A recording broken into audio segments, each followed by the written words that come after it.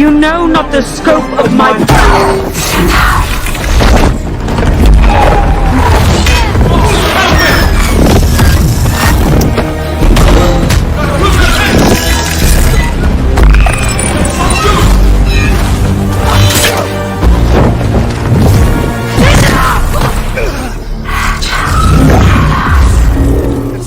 That was a good movie. It was cool. Did I understand much of the lore and the video games and all that? Definitely not. I barely know what I was watching, to be honest. I just kind of put the movie on to not pass time, but it was like late at night, and I was like, I don't know what to watch. And every single time I open Amazon, I skip past so many movies, right? And Dungeons and Dragons was definitely one of them. I just kept skipping past the movie, just skipping past the movie, skipping past the movie. I'm like, I want to watch something funny, something action-packed, something that's kind of, has light, not too dark, got some humor. I keep skipping past the one movie that has all of those things. So I said, screw it. You know when you got food on the way or it's already there and you just want to put on a good movie or a good YouTube video to just kind of enjoy it? Oh my God, that was a struggle, bro. Like, I was struggling. And then I finally was like, I just gave up. I was like, okay, I'm just gonna watch Dungeons and Dragons. I'm just gonna watch it.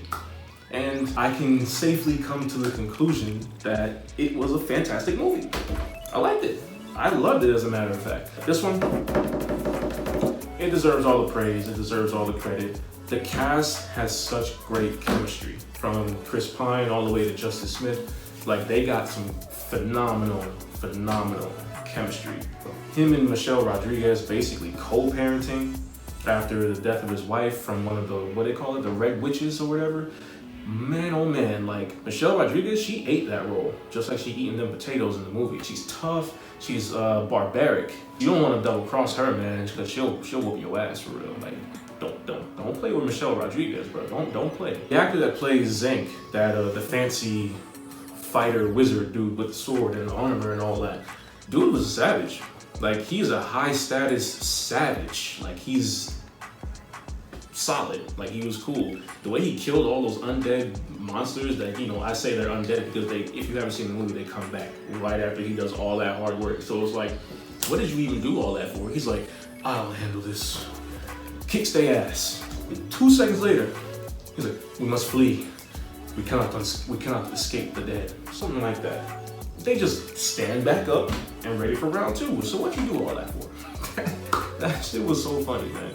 And I think one of the funniest parts was when Justice Smith, I think he plays the wizard Simon, when Zenk is describing, okay, this whole this whole process of crossing this bridge that has this curse, this secret trap to it, so that in the event that unsuspecting people try to cross it, it's just gonna fall into lava. This man puts his foot on a freaking brick and it just collapses the whole bridge as he's explaining how to get past it.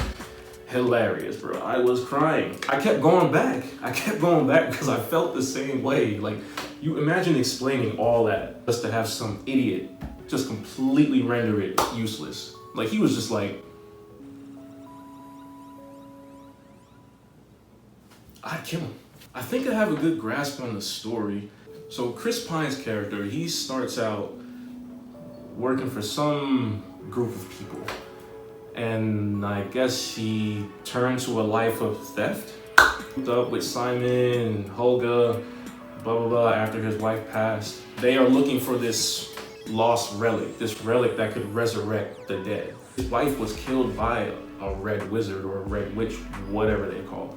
He and his group of thieves try and infiltrate this temple where the relic is, but then they are betrayed by this guy named Forge Fitzwilliam and Sophina, who is later revealed to be a red witch.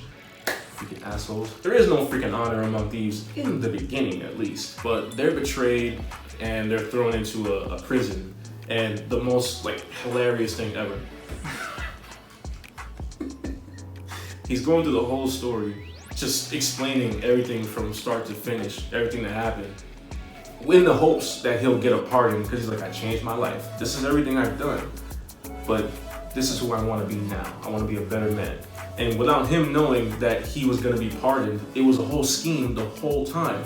So as soon as Jonathan showed up, he's like a bird. I'm sure y'all know, I'm the only one that didn't watch the movie. He's a damn bird, so they use him to escape. And then right as they fly out the window, hey, wait, we were going to pardon you. You were so close. You were so close. Goofy. That dragon was fat as hell. Like, that dragon could barely move, but he was moving for how big he was. I was kind of shocked. And that was one of the things I was hoping I would see. I was like, it's called Dungeons. We got that. But where's the dragon? Oh, we got a whole lot of dragon. So we ain't missing out on no dragon. That dragon was big as shit. Like, ready to eat them. That was cool. That was cool. That scene in the arena where that, I'm gonna call it a panther, the Black Panther, with those freaking tendril things, and he was projecting a false image of him so that he could, you know, later really strike his enemies for real. Like, man, that sequence was dope, man. It was cool. That maze, I was just imagining myself in that maze, and I'm like, I would be stressed because you don't know what is around any corner, and you don't know where. You could be running for your life and then run right into his mouth, dead. Crazy. I like this movie. It's good. It's good. It's solid. I just never really had the interest to watch it. Not because, oh, it's another video game adaptation. Oh boy. It's just because I don't know anything about Dungeons and Dragons. I really don't. I know it's a video game, but I don't know any. I've never played it. I've never played it. So the whole time I'm watching the movie, I was kind of just like, you know, I was curious as just how they managed to figure this out. Like how do they translate this? Because, you know, we all know Sonic. It's easier to translate that a little bit from a video game to a movie. I mean, nothing like that is easy, but they figured it out eventually. But Dungeons and Dragons, I was kind of impressed. I was like, I'm impressed at how funny it was. It could only be that way. I feel like that could only be a funny movie. If it was ever dark and just serious and brooding, it wouldn't be fun. Games are supposed to be fun, right? And so why not translate that same fun that everybody has playing it into a comedy, into an action comedy? Like they nailed the tone perfectly. And again, the actors, chemistry, the characters, the set pieces, the visual effects, top tier. I'd watch it again, and I will watch it again. So honestly, I gotta give Dungeons and Dragons an 8.5 out of 10. And that's pretty good. I'm sure that will change when I watch it again, but for now, it's 8.5, and I'm gonna stick with that. Thank you guys so much for watching this video. Please like, comment, share, subscribe, and make sure y'all hit the bell button wherever it is. I never know where it is. And stay notified for when I post my next video, which is gonna be Deadpool and Wolverine. Let's go, let's go, let's go, let's go, let's go. Thank you guys so much, and I'll see you in the next video. Peace. Oh shit, I'm too far away.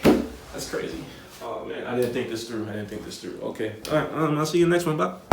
There we go.